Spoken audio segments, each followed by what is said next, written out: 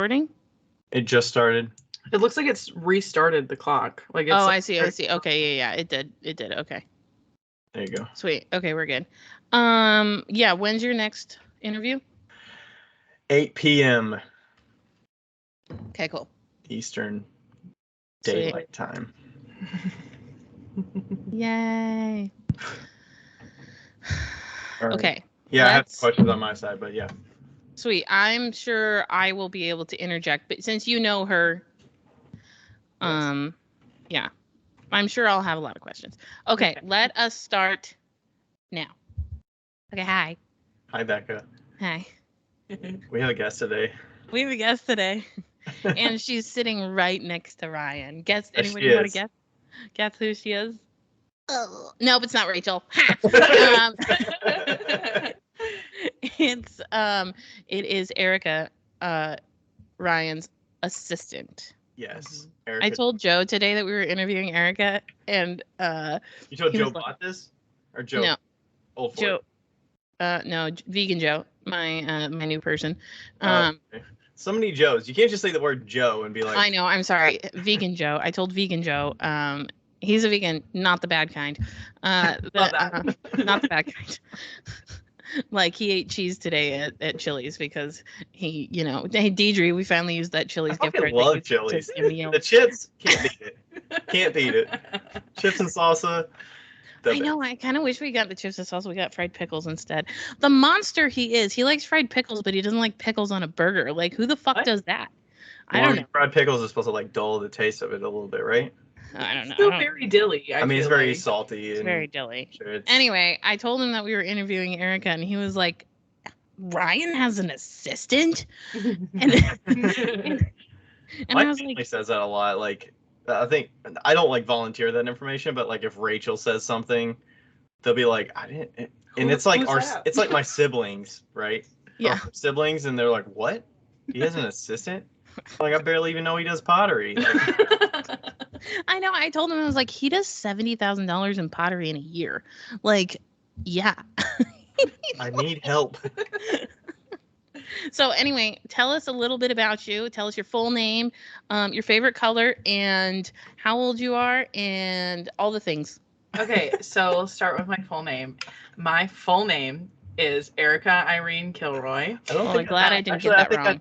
That pieces together your Instagram name. Yeah, okay. That's my Instagram handle. Anyway, so my favorite color is, it fluctuates between yellow, orange, and peach. You are welcome here.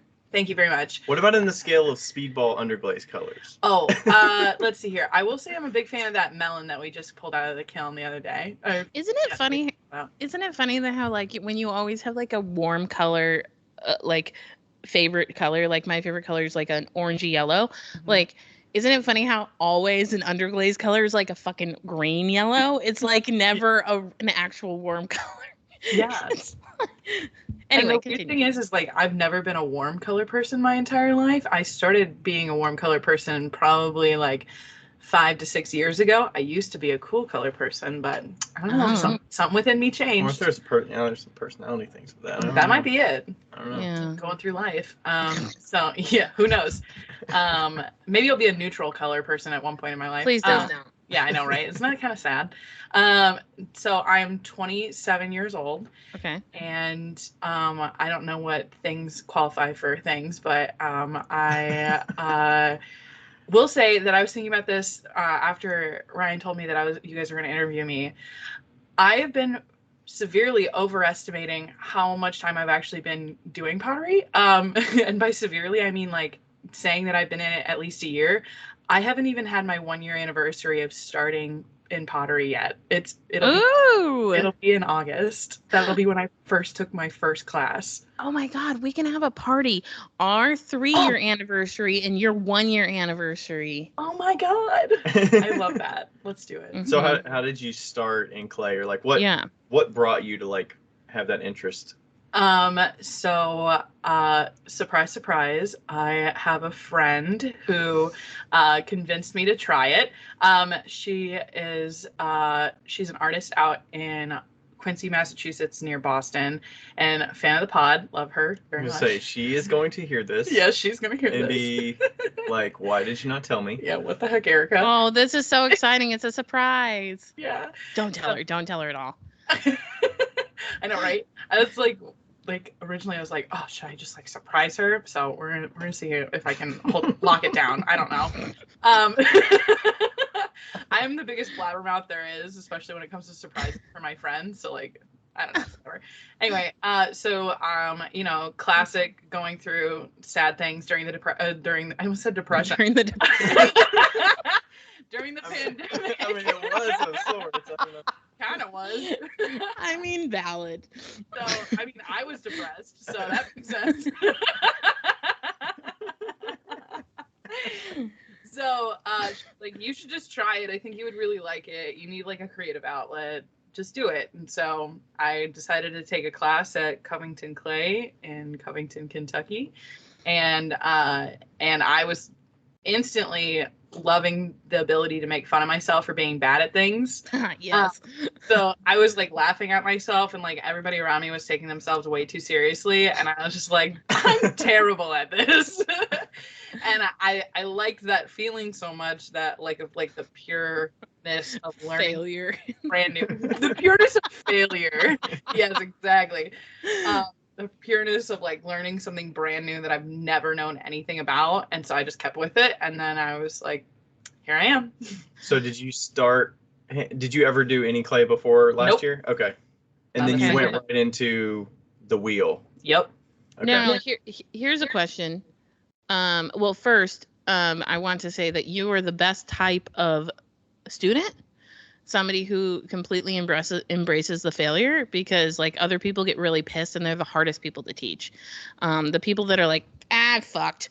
They're like straight up the easiest people to teach, because you're like, okay, try this. And then they mess it up and you're like, try it again. Okay. Yeah. Anyway, second, my question is, before learning pottery, did you have any connections to pottery? Because like I didn't. Did you have like pottery in your parents' house or in your house, or like, you know, are you like purely a Corel plastic Tupperware family? Like, we were a plastic Tupperware family, and it was more of like a Chinese takeout recycled thing. Okay. So nothing like that. We had a couple pieces because my mom likes Polish pottery, so like we had a couple pieces like collected over the years. That's the white and blue one, right? Yeah, exactly. And then like it was just like a couple random pieces here and there, but nothing that like was homemade or something that like was strikingly from a ceramics artist. Right. And it's not like you would go to like an arts fair and be like, I'm gonna buy a mug today. Yeah, no, if I go to an art fair, it's because like we're looking at like wall art, or we were looking for like jewelry or something. It was like something that wasn't like related to this. That's cool. I like that. I like a whole new perspective. That's great. Yeah, definitely opens my eyes to this whole community. Every time I learn something new, I'm like, wow, I'm so ignorant to everything. And even people that have been in it for like a decade, like I'm still like, wow, people can spend so much time doing something that is like, I'm never going to do that, or never even going to touch that, because I just don't interest, or it's like you feel so behind if you like dip your toe in. Like, I'm never going to do slipcasting. Never done decals, but it's like some people just go ape shit with decals, and I'm like, whoa. Yeah. P.S. Rebecca and Chris are walking in right now, so if you hear things, that's who it is. Yeah, I mean, like, I am interested in slipcasting, but I'm not gonna do it. And so, you know, yeah, there's definitely, it's such a vast thing. Yeah. So tell us about what you do for Ryan. I do a lot of things. So I do clay prep, and I also do slip applying for like colored slip kind of thing. I also do underglaze application. I glaze a lot. If you watch Ryan's stories, I am the glazing machine. It's actually used to not like it, but now I can roll through it, and now it's like probably one of my favorite things I do. Oh, interesting. So it's learning a lot from that, and then I've mixed glazes before. I wax.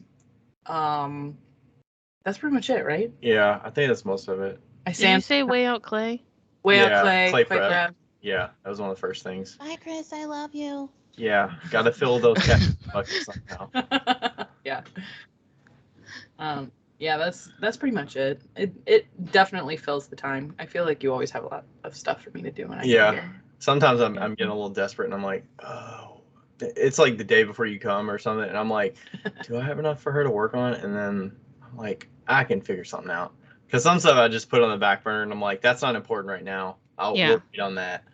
You've also thrown for me a little bit too. I have, but it wasn't good because I had taken 3 months off of throwing on the wheel, and so it was the first time I'd thrown in 3 months, and I was like, don't look at me. Like, you're not even allowed to look at me. I'm sorry.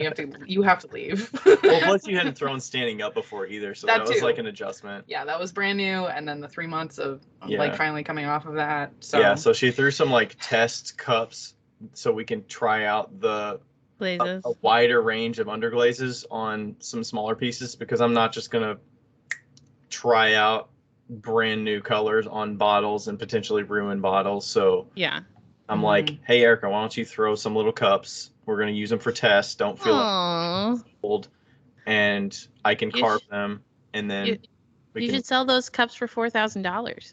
Oh yeah, my work is that quality. So.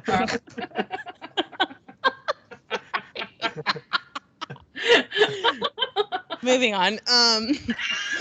And then the other stuff she threw were the spoon rests. Oh yeah, so you were trying to throw some spoon rests, and I think we just got those. I don't know if we just got those out of the kiln, right? No, we just got them glazed. Yeah, we got them glazed. I don't know that you looked at them yet. I have not. But yeah, they're in yet. there. Yeah, we just got them out. Oh, excited! Oh my god. Okay. Oh my god, Erica, you're like you're like fully part of the team. I'm in, man. I'm in. I'm excited. Yeah. That's great. What do you feel like? See, Ryan had some questions. Do you want to? I told you I'd have questions. I was wondering how you initially like found me with like the job and stuff like that. Oh yeah. You just started in clay, and you said August, so August, and then you started working for me in January. So it was pretty much. It was fast. Yeah. How did you initially like stumble upon that, or? Yeah. So shout out to Emily again. She had. What does she have? What's her Instagram? I'm sure she wouldn't mind a shout out. Oh yeah, let's go. Emily Russ Ceramics. She has such beautiful work. I hope you guys all look at it. Anyway, she'll be so upset that I said that because she's very humble and very kind.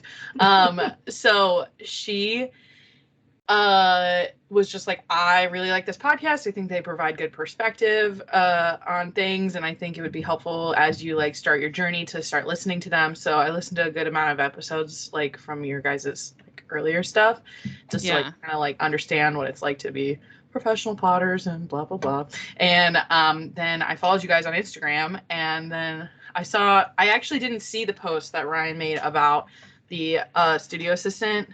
I saw him post about how he was looking for somebody to throw shot glasses and like do like pay by piece kind of thing. I was like, I'm not very good, but I'm very teachable. Please let me help you. And yeah, shot glasses and spoon rests. I was playing with the idea of kind of deal. Yeah, so I know Emily Russ, by the way. I follow her. Oh, love that. I love that. That's great. So she, so I reached out like shamelessly and was like, I've only done 3 classes at Covington Clay. I would love to work for you. I'd love to learn, blah, blah, blah, and just tell me what to do. And he was like, well, I actually already have somebody who is going to do that for me, but potentially. That never happened, but yeah, but I had probably 3 to 4 like kind of interested parties in that. Yeah. And then I was like, well, I have this studio assistant that I'm looking for. Do you think are you interested in that? Yeah. And I was like, oh yeah, yep, yeah, yep. I would like that much better, thank you. Yeah.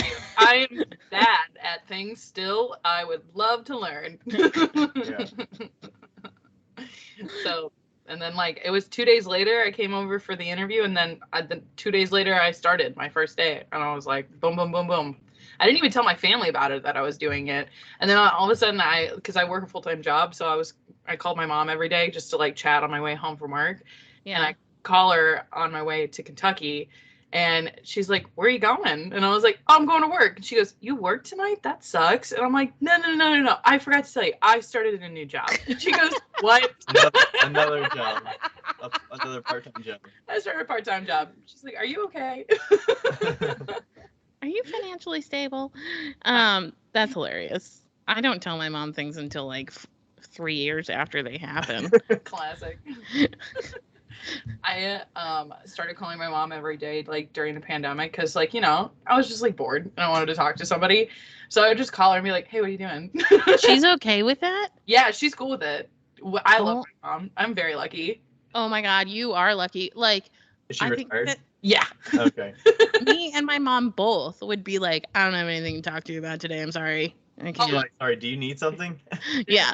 There are days where I feel like we're just like, "Okay, good checking in, goodbye." Like, I'm busy, I gotta go.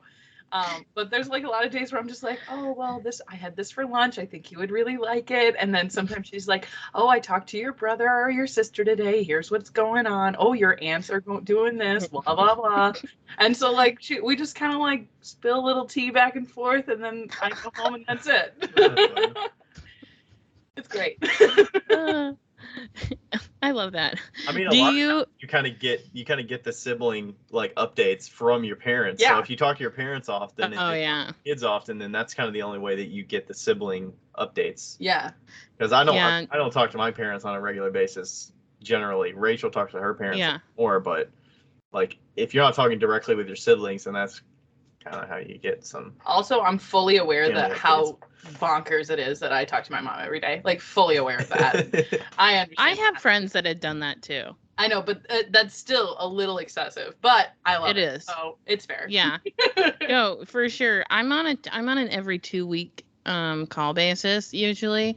If I call my mom is really good about like updating me on what's happening with my sister and sometimes my brother, but I keep in touch with my brother. And my dad is 67 and he's going on 85, and he is like, I just called him for Father's Day, and I'm just laughing at the fact that I've heard the exact same story the last 4 times that I've called him. Nice. Like about the exact same thing. Nice. Love that. That's funny. Yeah, and so I'm like, yep. Awesome. Yeah, thanks, Dad. I love you so much. You don't even stop him and say, "Yeah, you told me this last week." No, that would hurt his feelings. I don't want to do that. He's so sweet. Depends on who it is. Sometimes I'll be like, "Yeah, you told me about that and that, and I just kind of summarize it in like a sentence or two, and they'll be like, "Oh, okay." Oh, you do know about this. Yeah. Yeah. Even if I say, "Oh, right, that you told me about that," he'll still go on. Doesn't matter. I guess it's your parents. It's a little. Yeah. Gotta let it go. Yeah. I'll tell you later. Anyway. Okay. So, do you feel like okay, this is great because have you continued to take classes, or did you stop taking classes? I was taking a break every other session off because I had a lot of things like in my personal life with work and friends and like events for like marriages and stuff like that. So yeah, my multiple marriages. What I meant to say was like my friends getting married. There we go. How about that? Yes. So I was taking like every other session off, which was okay until this most recent session where the studio was closed for an extra couple weeks because he wanted to take like some time off himself.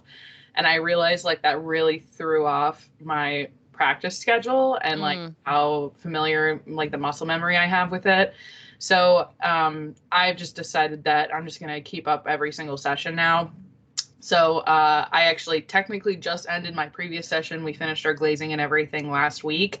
And this week is my first week in this next section. Session. It's like one right after another now.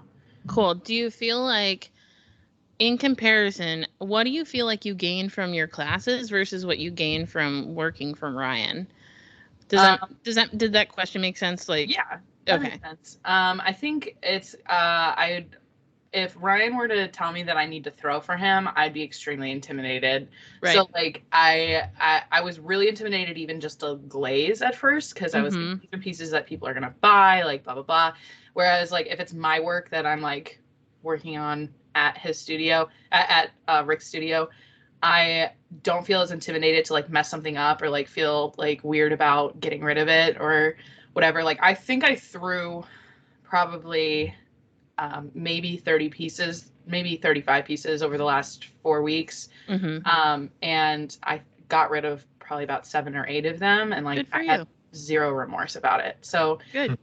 Whereas this guy, he has like it feels like no like reclaim. And it makes me upset because I'm like, I reclaim a lot of my pots right now. And I know that's just because like it's going to come with time, but like I'm not embarrassed about it because everybody pugs their clay and like everybody like redoes everything, whatever.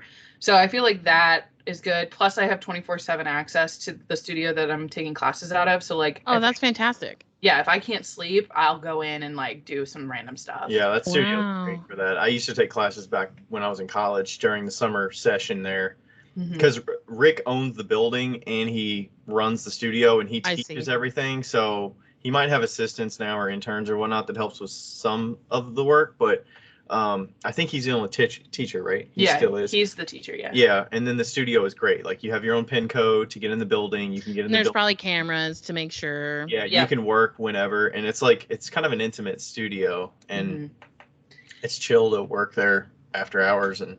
Yeah, and like he has like a lot of different like random tools that like he has like an extruder and like some other stuff, and like it's just it's good exposure for me to like practice with. So I decided to use an extruder on my handles for my mugs this time. I'm very happy with that. And then wait, hold. Yep. Round handles, flat handles. What are we doing? Little combination of both. So because I'm still testing the waters on some things. I just want you to know that round handles are never the right answer. That's fair. Okay. I do like a smoothed edge on the inside. Oh, like, for sure. For sure. Yeah. If it's going to be rounded on the top, it has to have the smooth on the inside. Or I'm not a fan. I'm talking fully circular. No, can't handle it. Nope. Yeah, okay, great. Literally. Literally. But just so you know, if you do round handles, we're not going to say anything. You do you, boo. Yeah. No. I even my personal mug collection all have the smooth insides. So yeah.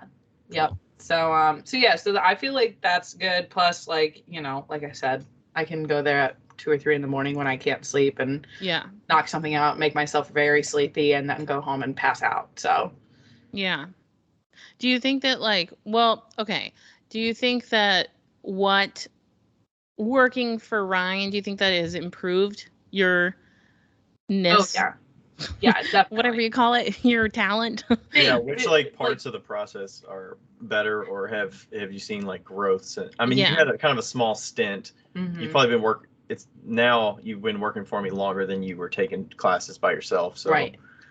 Yeah, I think it's definitely just like about the confidence of just like moving through a process. So like even just glazing, like when I was glazing in the first 3 sessions before I came here, it would take me 2 to 3 days. Like I would do like a couple of them. I would like think about it a lot.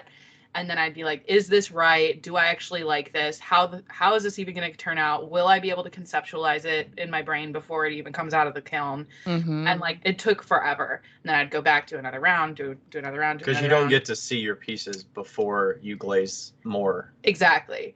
So now I am probably one of the faster glazers in the classes because I'm like, I get it done in probably about 20 to 30 minutes. I get all my pieces done. And like, it's like boom, boom, boom, boom. So like, I think that's helped my process, is just the confidence of, okay, this is how it needs to look. This is how dry it needs to be before I do a second layer, like blah, blah, blah. So you do all dipping glazes at bricks, right? Yeah. I could paint them on, but no, I don't want to do that. So it feels much more strenuous for that. So I'd rather just dip them.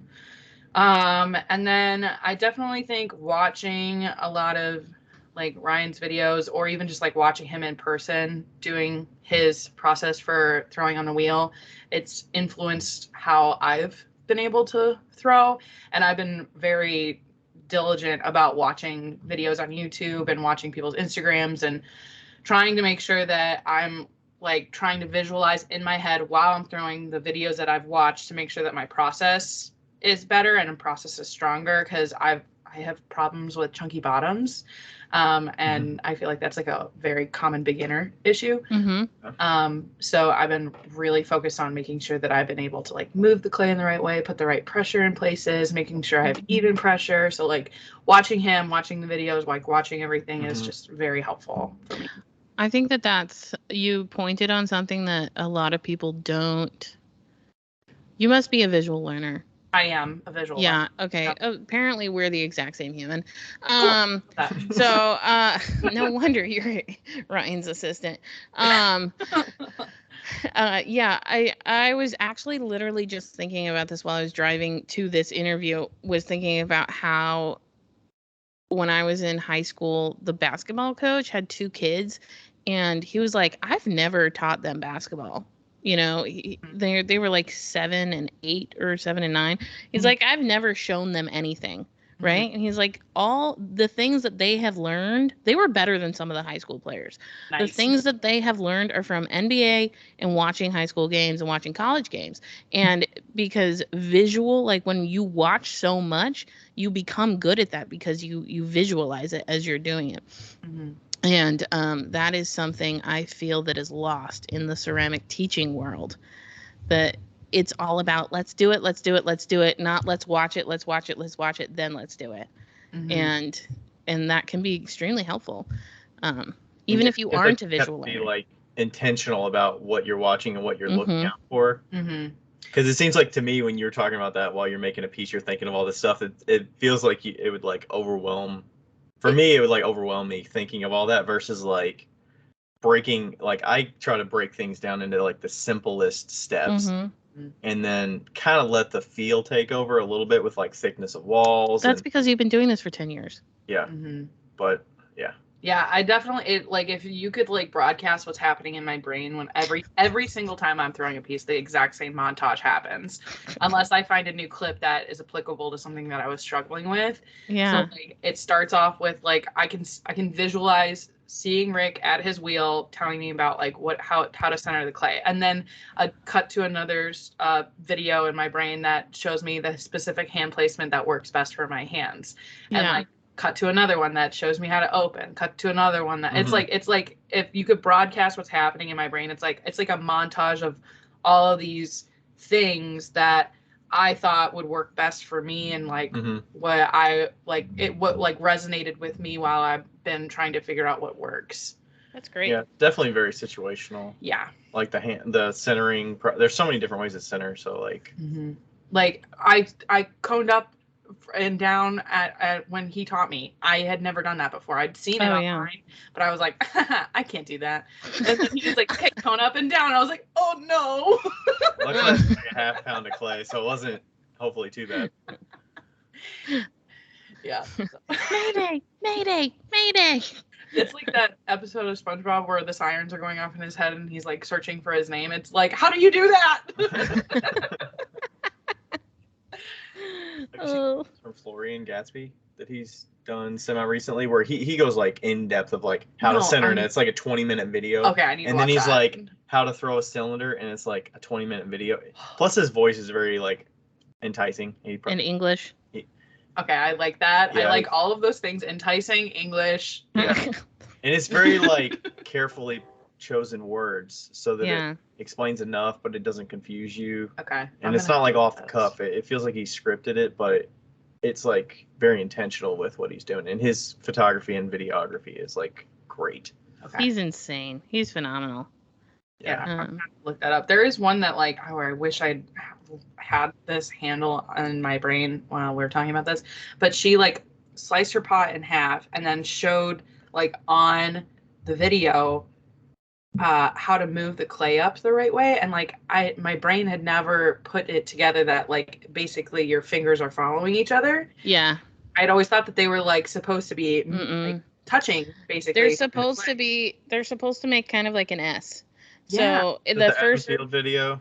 there's been a few people that do it.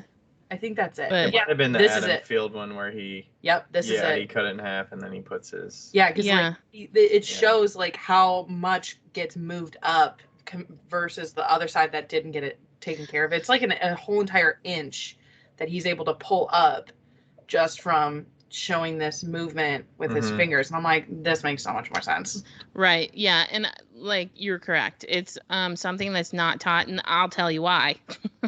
I'll tell you why that's not taught as much is because when teachers teach, typically they're not production. So they don't do production pieces like Adam Fields does production. And but when a teacher who owns a studio teaches, they're not typically a production style potter, and they're never taught how to get the most out of their first pull. So the first pull is technically called the first pull is a crab pull, and the second pull is technically called an S pull. Well, that's what I learned it as. I'm sure there's different words, but they're all the same process, where the crab pull is a compression pull and the S pull is a height pull. So the compression pull is compressing your clay up while you're getting still height, and then that S pull should get the rest of your height, so you should get all of your height in 2 pulls. And that S pull is super aggressive, and that's why you have to, and then like your fingers actually do kind of make an S when they're going up as you follow it, and you can like see it as you're like as it's pulling up, it like goes like this. Yeah, like it goes shoot. Yeah, so it's like, how do I do this? An S pull, right? So and that's something that's not really taught as much, because a lot of people, that's a quick pull, and a lot of people teach compression pulls, multiple compression pulls all the way up, instead of teaching an aggressive height pull. Yeah. So. Yeah, I always get a little iffy whenever I see videos of it. I'm like, you could push so much harder on that clay to get that clay up, and it just seems like they're like grazing on the outside, and it's like, yeah, that's where you have to do 4+ pulls to get it to the height you want. Yeah, that's also why a lot of people, when they're throwing big, they like waste all of their clay because they're not being aggressive enough with the height on their, like when they have a thick wall and stuff. Okay. Not that I'm like super great at throwing big, but when I throw when I throw 5 pounds of clay, it's gonna be at least like 4.75 pounds of clay after it, whereas some people, when you throw big before you get good, your 5 pounds of clay turns into 3 pounds of clay because you lost so much of the clay just from trying to get your fucking piece high. You lose it, or you trim off. Or you trim it off, or remove the weight, or remove the thickness. Yeah, I haven't thrown bigger than 2 pounds yet. You shouldn't, not yet. And I don't even like that. Like, I did it because I was just like, I gotta try it, and then I was like, wow, this sucks. What'd you throw that was 2 pounds? Was it? It was a bowl. I threw a bowl. I got rid of it. Didn't like it. Yeah. The bowls that I've been throwing, because they're like more decorative bowls than they are like functional bowls. I guess all bowls are functional, but whatever. So I like intend them to be like fruit bowls on a table kind of thing, and those ones are 1.5. Nice. Even then, I'm still trimming away a lot, and it's just I know I'm removing a lot versus utilizing all of it. So. Yeah, and I mean, like, you're not even a year in. Like, you shouldn't, and I think this because you seem very realistic with your expectations, but you shouldn't be there yet. Oh, Yeah, like, you're not gonna be a professional potter a year, you know, and to think that you are is foolish. Yeah. Oof. Yeah. I know I'm like not there, and it'll be a long time before I like feel like I'll be there. So yeah. What are your goals like with with making stuff for Ryan? Like, do you have any goals within that you guys have talked about, or that you just have secretly that you're gonna spill the beans on, or do you have like we haven't personally talked about goals for Erica in the studio. I think I try to test the waters a little bit with like, hey, would you like to try this, or maybe maybe I can pull you in on this one thing and see what you think. Mhm. Yeah, that from my standpoint, are there things in the studio that you see or that you I would have interest in have- learning more about? I definitely have already like gotten all the benchmarks that I like set for myself when I first started out. It was like I'm gonna watch him pull handles. I'm gonna like watch him throw off the hump because I've never seen that before. Yeah. And then I was like, okay, I want to see like the sgraffito stuff. I want to see glazing processes. Like I was like I had like this mental checklist that I was like, okay, I have to like talk about the expectations that I have for myself and like what I want to hear, or like what I want to see, and hopefully I said them all right. Mhm. Okay, Yeah. great. Yeah. So I am very forward when I talk to people about like my goals for myself and like what's going on. I haven't set any real new ones recently because I feel like I just my own personal goals is just kind of honing in on some of the things that I've learned and making sure I'm refining them and like making sure I'm doing a good job at those things before I learn a new skill and like before I continue on with that process. Cause like I also don't want him to feel pressured to like have somebody who sucks at throwing be like, I'm gonna throw a bunch of pieces for you. But like I would never ask that either because like I have a lot to learn about that still. So yeah. And I think it's kind of a situational thing. It's like Mm-hmm. because from my perspective, I have to prioritize what I need for the business as well as what I can give you for time that will fill up so that you can continue to keep working, right? Because I ultimately want you to be able to come here twice a week for 4 hours and like continue working. Instead of like, okay, I'm not confident in you doing this thing, or like if I would have been weary about you mixing glazes. But it's kind of like a dip your toe in, mix glazes for the first time. I'm just going to come behind you and like check and just make sure, like, let me know how you're doing it, just so I can say like yay or nay, or here's what we need to improve. And then I get more confident in you, and then hopefully you get more confidence in yourself of like the process. Like you were saying, the glazing was kind of overwhelming or challenging at first. Yeah, it was or intimidating. Intimidating for sure. Cause like I like didn't want to have like pieces that you expected to sell be messed up, and I'm like, oh man, I'm responsible for that. But we've had some like issues with some glaze combinations, but it's kind of a teaching moment as well as like you can kind of remember, especially like because we had a couple pieces recently that like we had layers of, like one was like a first color and then we had a second color of a dip on top, and like those were like good for me to learn about, okay, well maybe we'll troubleshoot it by waiting a day in between, or like maybe we'll try this, or maybe we'll do this, and like those were not intimidating for me. If those were to happen in the first month of me working for you, I would probably be like very upset with myself. Oh, like you wouldn't have wanted to glaze anymore? Yeah, I would have been like, if you would have sorry, saw those never pieces again. come out? Yeah, no, I would have been like, okay, try anything else. So Yeah. I mean, I feel like I don't really give too much of a shit if something comes out like crap, because I'm like, I make so many. Maybe that's part of it, that I make so many that I'm like, it's okay that you mess up a few because that's part of the process. Yeah. And I'd rather you mess up some of my pieces than mess up some of your own pieces when you have 30 pieces to make to work from. Yeah. At your own studio. Yeah. When we mess up at work, Savannah always goes, well, we are human. And you can't expect anything less. Process. Who trimmed it wrong, or who glazed it wrong? It's like we still take responsibility for the mistakes that we make, but it's like, but we're human. Yeah. Like, you are a human being and you are allowed to mess up, and we expect you to mess up. And if you didn't mess up, we'd be like, what the fuck is wrong with you? Yeah. Like, are you okay? Yeah. It's not like we're doing baseball here and you're failing 70% of the time and you're amazing, right? Yeah. It's like you can mess up here and there and it's not gonna, hurt anything. And that's why, like, I think early on when we were doing some glazing and whatnot, I think I was getting you used to the shot glasses and things like that, where it's like, those are low effort, low issue. Who cares if you mess those up? And then you scale it up. You're like, okay, you know how that glaze combination works. You know how it gets applied so that it comes out a certain way. And then you scale it up and you do mugs or you do bowls, because, the mugs, you had to figure out how to pour the glaze out from the inside efficiently so that it didn't like roll over or the bigger pieces.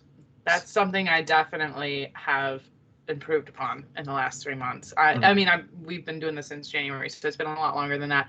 But like specifically, I've noticed like in the last 3 months, like it hit a benchmark at that point, and then all of a sudden, like now I'm like, wow, I can do this. Like it feels so good. I'm like so excited about it. That like aha moment where Yeah. it's just like, oh, I fucking get it. Yeah, like this Like- makes sense. Like, oh, I know how to roll the piece to make sure it comes out the right way. Yeah, Oh man, what was wrong with me? Like, come on, Erica. you're human. Yeah, exactly. That's it. Human.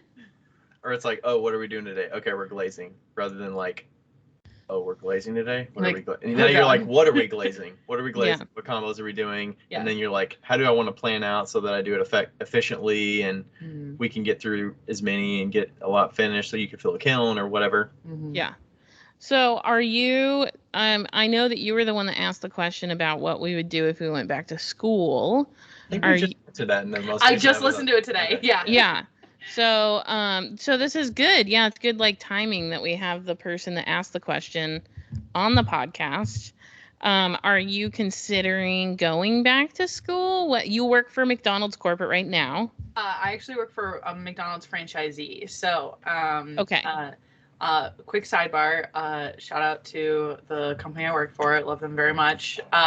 Not only because they have been wonderful in developing me, but also because they're my family. Surprise, surprise.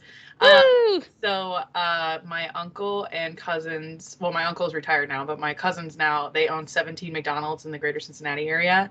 So I work for all 17 of those locations doing HR and communications. Okay. And the reason why this kind of like sparked the idea of me going back to school potentially is they offer for management, any level management gets $3,000 per school year. It's renewable every year as long as you're just like employed. Like that's the only requirement they have.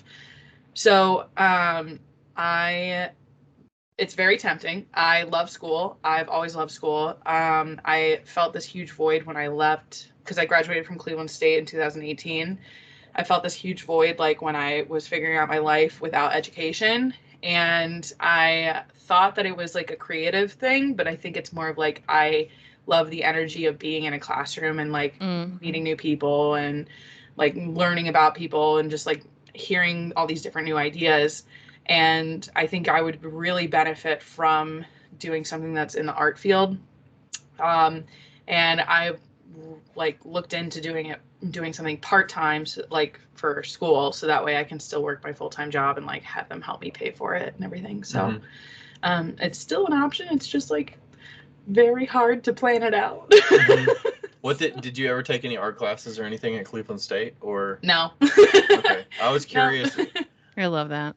Yeah. I did music and theater all growing up. Like I was in like a million choirs and like private voice lessons, and then like I was in all the school plays, and if I wasn't cast in a play, then I did the crew. I did hair and makeup, I did set design, like, and then like going into college, like I took a break from like all of that stuff, and I found this group of friends that like was very excited about like musical expression, and like they had their own bands and stuff, and like I would like join in on some stuff. Like I recorded a couple of tracks with some of my friends, which was fun. But like we would like make stupid videos and whatever. And like that's where I felt like my creative expression was going. And then like when I graduated, it was gone. And like and then I moved to Cincinnati and I had no friends. So because everybody still lives in Cleveland or like some other big city somewhere else. And then that's when I found pottery, and now it's like, all right, full in. I'm just like full in on this. So Yeah. Yeah, because you were scouting out some options locally.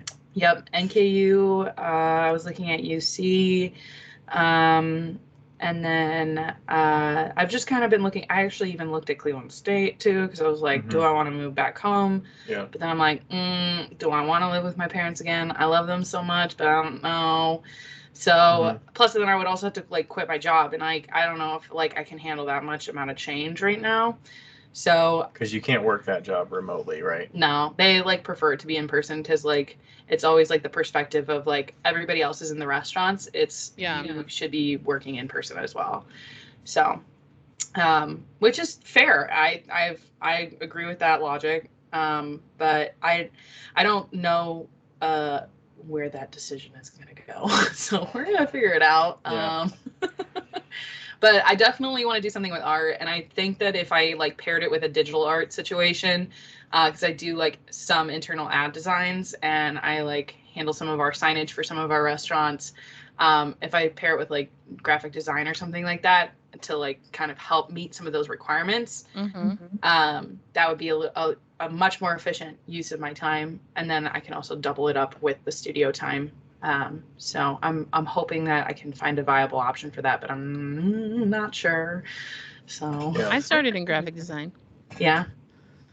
Yeah, and then I left because I realized I didn't like people. So Yeah, that's fair.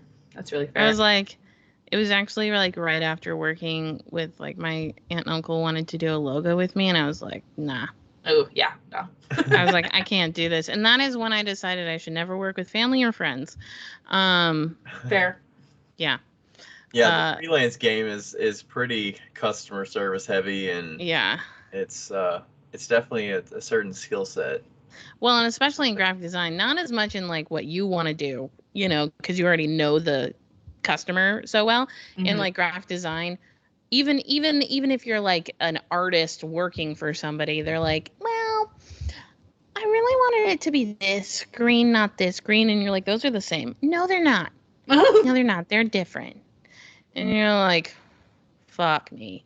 Like okay. Okay, never mind. We'll 'Cause just you're like like, make I it went- blue.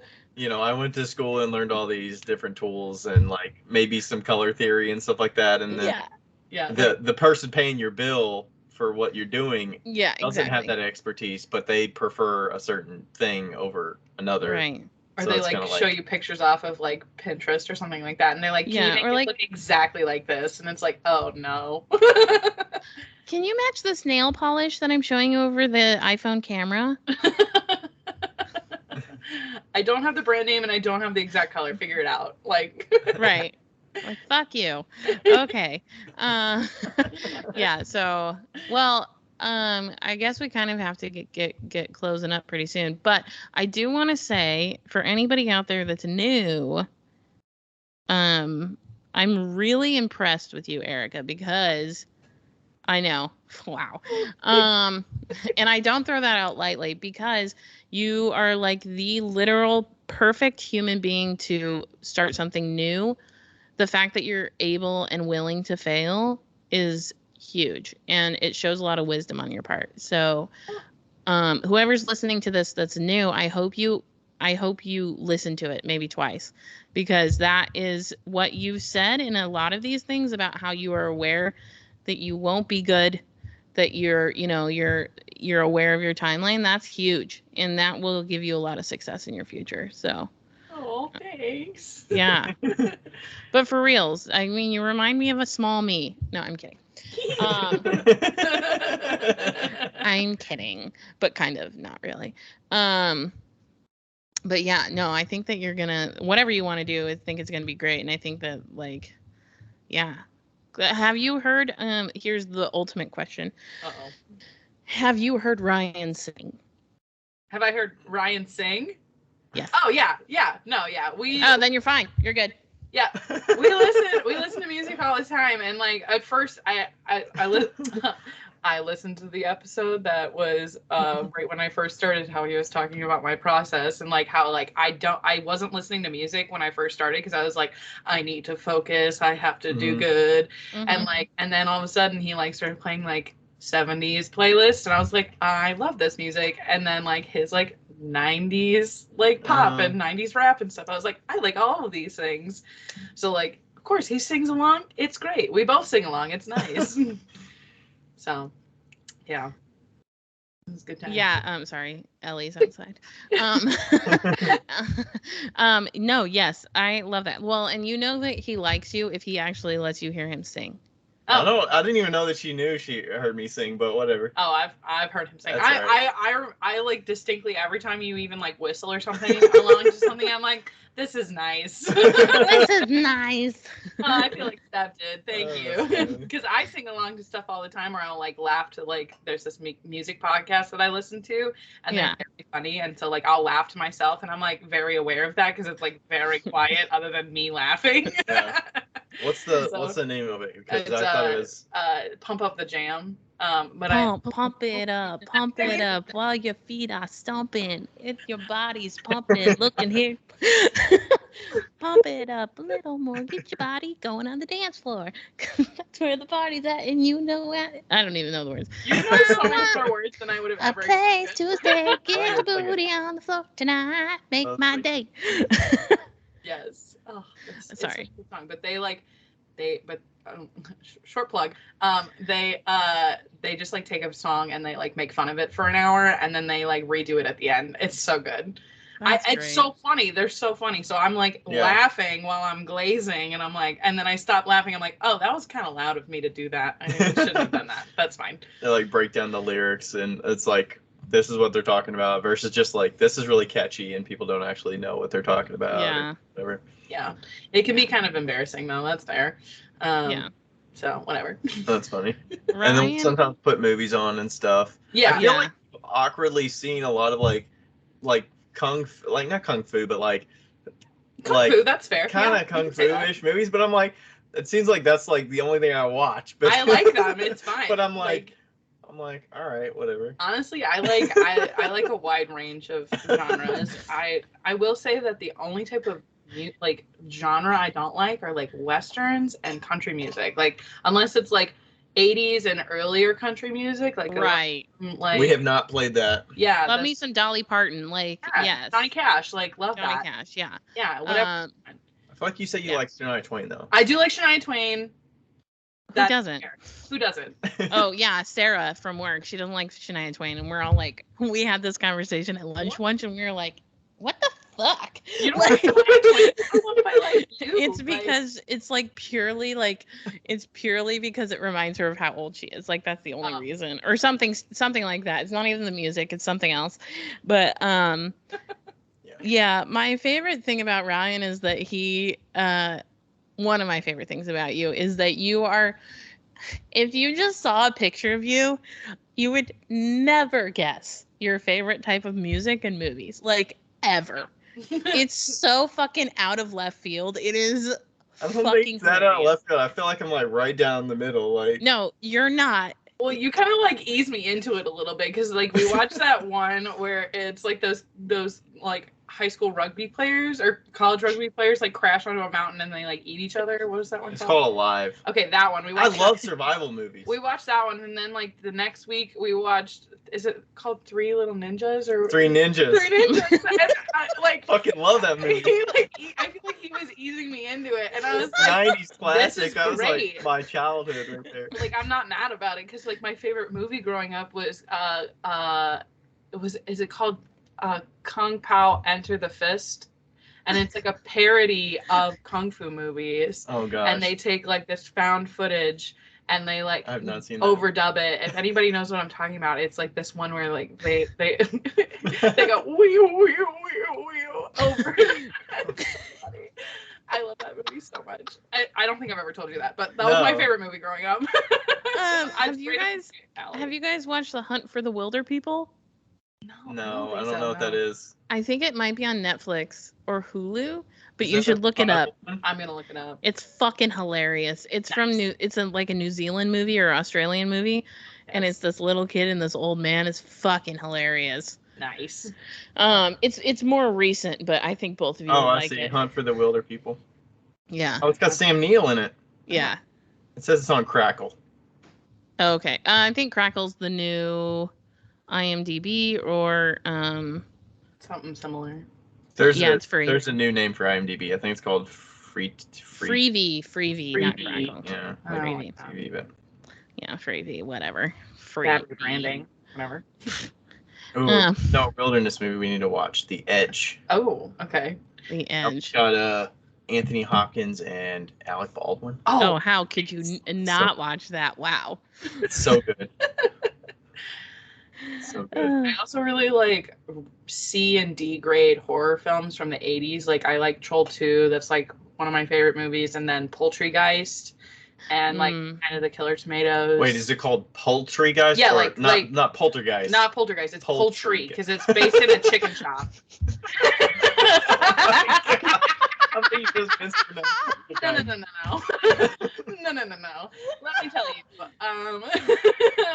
I also like Toxic Avenger. They're also remaking Toxic Avenger, if anybody knows what that's about. Oh my god. What was that movie that they did one in the 50s and then they did one recently, and these like people, these like aliens come out from pods that God, it was so bad and so amazing. Not like Mars Attacks or something. Like No. It's good though. I've never seen that. It wasn't Mars Attacks. It's like this weird alien that like grows and then it eats the people and then it releases them from these pods as like aliens or something.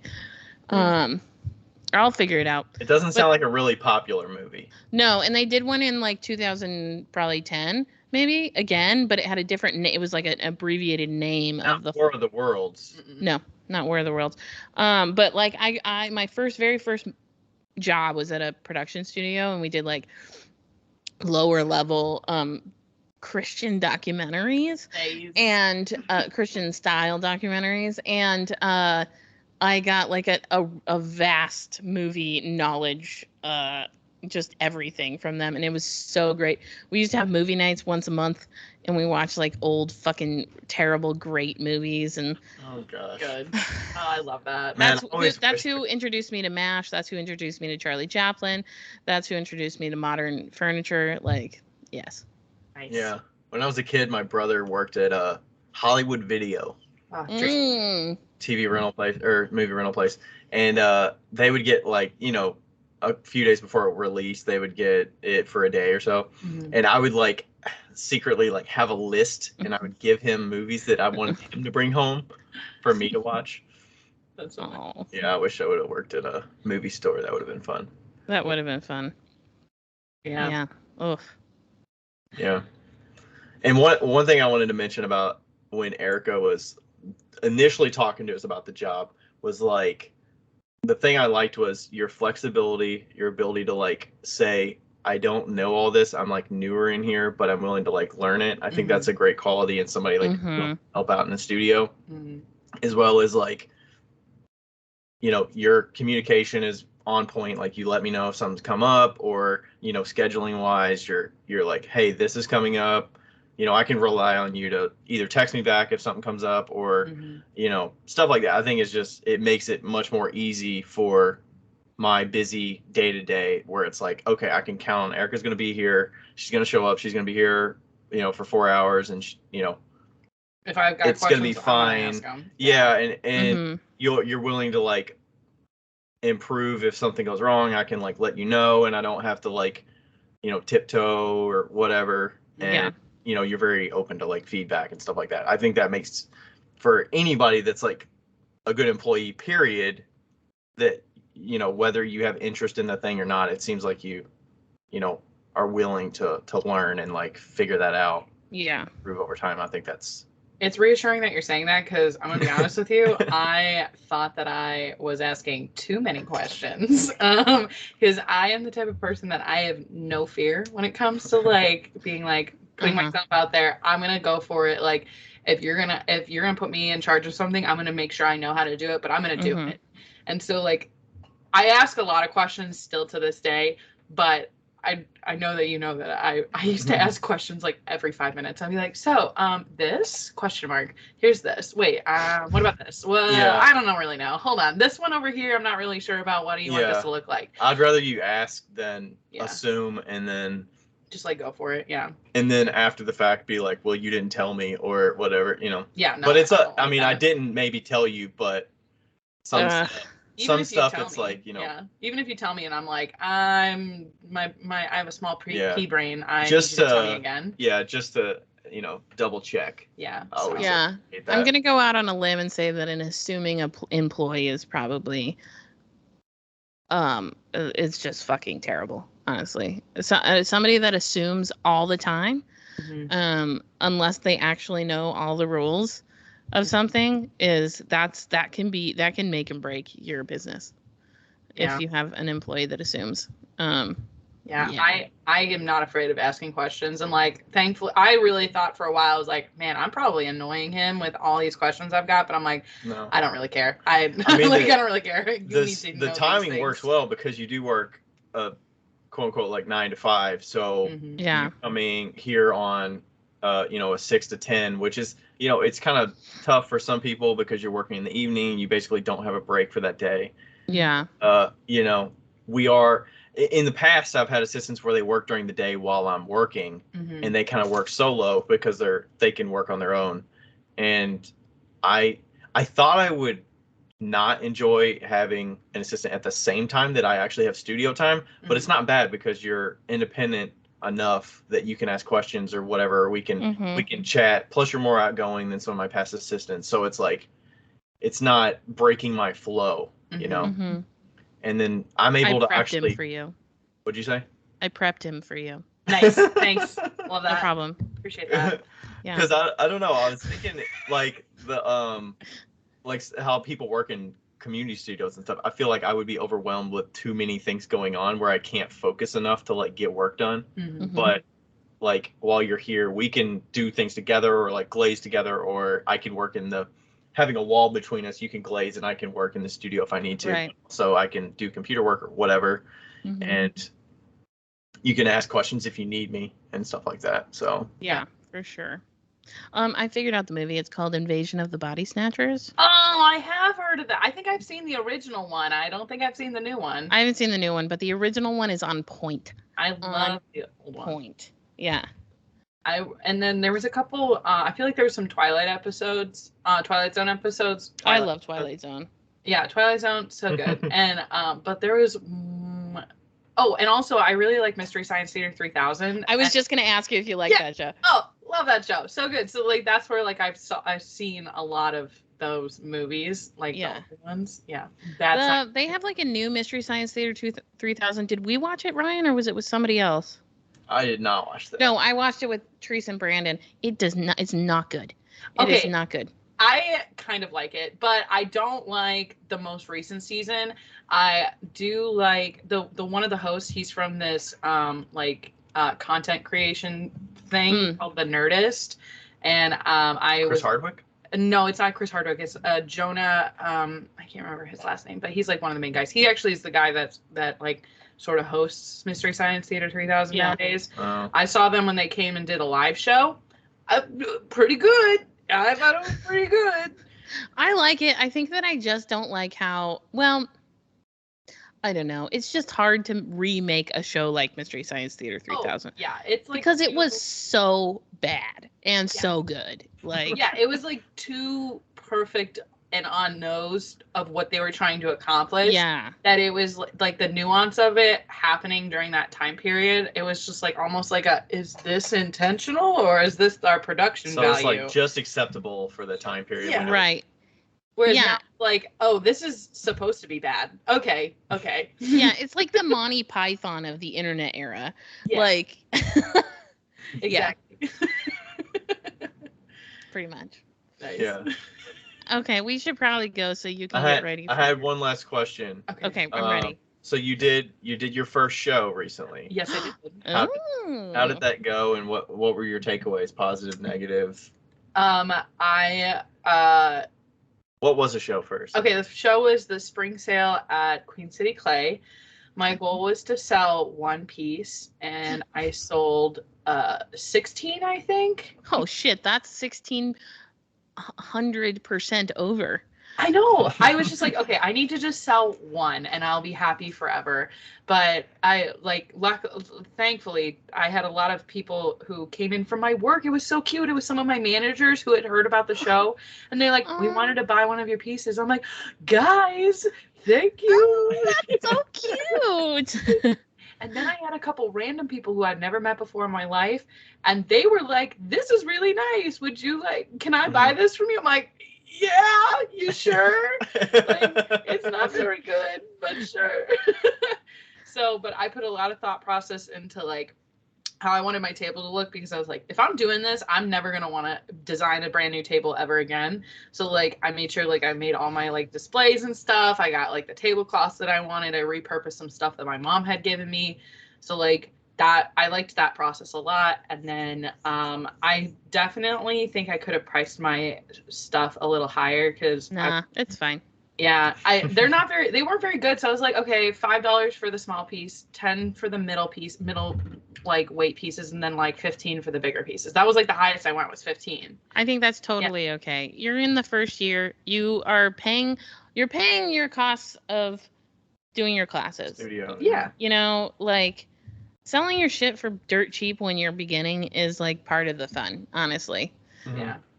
Yeah. Yeah, so I got all those things sold. I have a few pieces left over, but I'm confident that if I were to ever do another sale, I'd probably still sell them. I did keep the pieces that I like really love, Mm-hmm. and like I kept also my very first piece that I ever made. I like had no intention of selling it, because I was just like, this is like the worst piece ever out of my entire collection, but I'm like, I have to keep it because I like want it. I hear from everybody, you want to see how your work progresses through time. So, Krista, she does Krista Bermea jewelry. She does glass. She always says, keep your first and keep your worst, or keep your first and keep your best.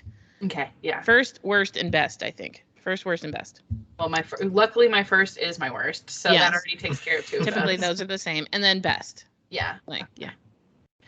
Yeah. So I don't know if I kept my best, but I gave it as a gift, so I get to see it. So like that's there you go. That's nice. Yeah. So nice. Yeah. We should get, when we release this episode, we should get a picture of you. Do you have a picture of you in front of your booth, smiling? I do. Like a high schooler. Okay, in my overalls. Yep. Yeah. I look very pottery-ish. Yes. Because nice. that show is at Queen City Clay, so it's all potters that are selling in it. Yeah. And it's a range of staff members that have been, making pottery for a long time, and then there's students that are there that have been making for a while, and then there's just anybody else that wants to sign up that's a potter. So there was a wide range of skill sets. Yeah. And it was very like electrifying to meet all these people and like feel the excitement from them. And there was a lot of first-time sellers there, so like I definitely wasn't alone on that, which was really nice. Nice. My table neighbor, it was also her first time selling, but she was selling like jewelry. I bought a pair of earrings from her. They're so pretty. Her name is Susan. I don't know what her handle is, so I can't even shout her out. I'm sorry, Susan. But yeah, we traded pieces, so that was fun. So like she picked out a piece for me, and I picked out a pair of earrings, and like it was so great. So it was really nice, like getting to know all these people, and everybody's just so nice in this community, and it makes it so much easier to feel like I'm still in the beginning stages, because it's very accepting. So I really appreciate that a lot. Good. So. Yeah. Heck yeah. Yep. All right. So if anybody wants to find you on Instagram or wherever, where should they look? So I'm not extremely active in posting. I'm an Instagram story fiend. So I do like posting on my stories all the time. It's very non-committal. That's why I like it. Agreed. Yep. So, but my Instagram handle for my personal account is Erica_Irene_K. So ERICA_IRENE_K. And then I also have a cooking Instagram. I don't go on there very often anymore, but I'm trying to be very committed to getting back into it. And that is Close Enough Kilroy. So there you go. Oh, look at these cute little vases you made. _enough_Kilroy. Yes, yeah. And it's a picture of me drinking a beer as my profile picture. So yeah, bunch of food. Yeah, it's a lot of food. Yeah, yes. Close_enough_Kilroy. There I am. Photo of John Cena. Oh yeah. This Guy Fieri. With a Flavortown apron. Oh, that's great. On Triple D. Oh my god. So I originally started it because like I was being stupid on my Snapchat and sending my friends cooking videos, and they're like, just make an Instagram. I'm like, okay. So we can choose when we want to see it. Exactly. So it's very non-committal for them. I just made Indian food last night. I put a lot of food on my Instagram, and I just made Indian food last night. And I was texting Imruta, who's our friend, and she was at the backyard craft show. Yeah. And I'm like, do I blend up all the spices? What do I do? Help me. Help me. Do I blend the cinnamon? Yeah, it turned out okay. There was too much ginger, but that's okay. I thought I'd never say that ever in my life, but I did. Yeah. Okay. Well, thank you. Yeah. Thanks, Erica. Thanks, guys. This was so great. exciting. We should come on again and just shoot the shit. Okay, I'd love that. Yeah. Yay! We'll talk about bad movies forever. Yes. Oh my God. Yes. We can have a bad movie podcast, like episode. I'm ready. I Ready. feel like the nice guy with Jackie Chan.